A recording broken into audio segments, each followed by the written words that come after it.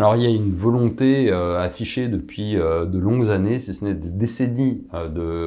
des différentes administrations américaines de revoir leurs priorités de défense en faveur notamment de l'Indo-Pacifique pour contrer la menace chinoise et souvent au détriment du Moyen-Orient et de l'Europe. Ça s'est vu au début du mandat de Barack Obama et même chez George W. Bush et puis ensuite poursuivi par l'administration Trump 1 et l'administration Trump 2. Donc c'est d'une certaine manière une approche structurelle de cette bascule d'efforts loin de l'Europe qui était annoncée. Simplement, ce qui s'est passé depuis janvier 2025, c'est une approche beaucoup plus brutale, beaucoup plus active et dynamique de la nouvelle administration Trump vis-à-vis de cette réduction de leur contribution à la défense de l'Europe, avec en plus une critique très forte des Européens sur la question des valeurs démocratiques qui a été portée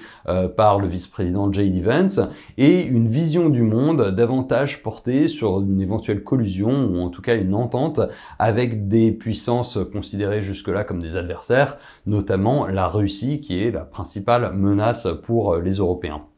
Donc vous avez effectivement une nouvelle dynamique, peut-être l'espèrent en tout cas les Européens plus conjoncturelle, mais qui malgré tout aujourd'hui ne s'est pas traduite encore par une politique. Il y a une révision de la posture de force américaine en Europe qui est en cours, qui devrait déboucher à l'automne 2025 et qui pourra donner finalement l'étendue de cette bascule et répondre à la question de son ampleur.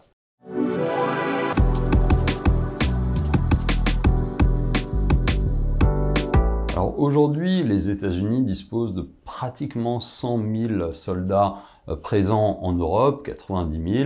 000, qui contribuent aussi bien à des capacités de combat, dans le cas d'une activation de l'article 5 du traité de Washington, de l'OTAN, mais aussi une présence en temps de paix considérable. Par-delà ces capacités de combat,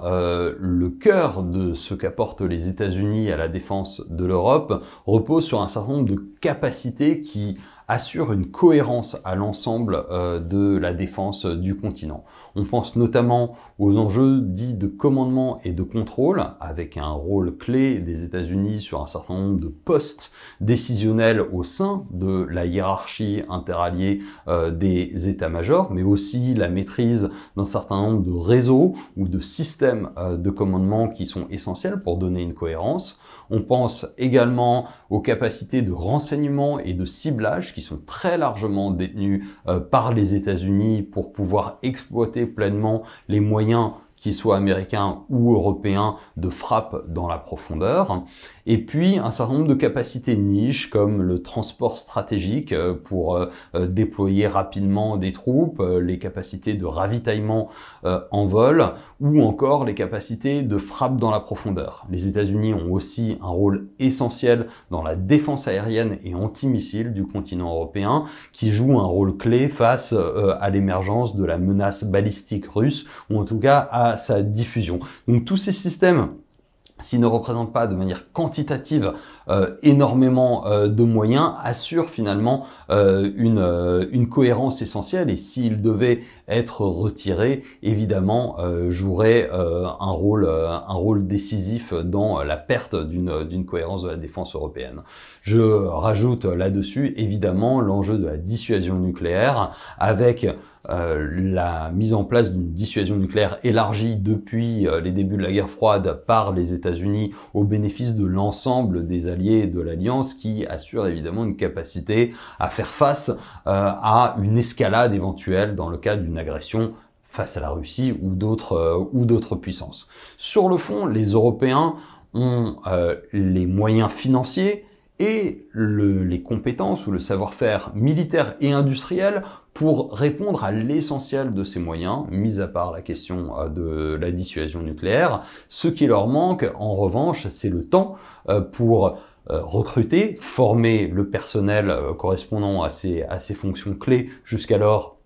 assuré par les États-Unis, et surtout le temps pour traduire un éventuel investissement financier massif dans un capital productif industriel qui permettrait de délivrer ces capacités en temps et en heure.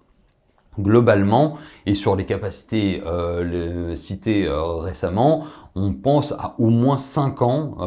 qui seraient nécessaires pour finalement assurer une certaine relève européenne des capacités américaines les plus criantes. Cette décision impliquerait finalement un départ dès aujourd'hui de ces dépenses, ce qui n'a pas encore eu lieu, et une forme de volonté politique affichée qui continue à faire défaut aux Européens, et aussi une certaine clarification de ce que les Américains retireraient et selon quel calendrier pour finalement savoir et en tirer une feuille de route pour la montée en puissance européenne.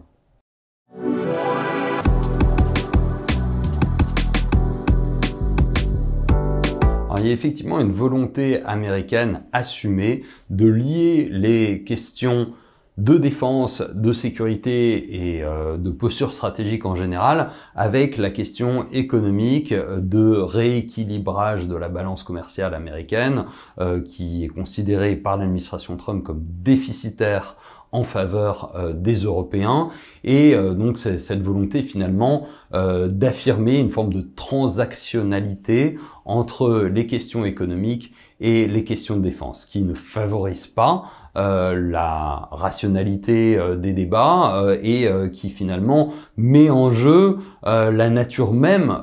et l'inconditionnalité de l'alliance pour les Européens. Ça peut même aller jusqu'à prendre une forme de diplomatie coercitive au détriment des Américains, avec une forme de chantage entre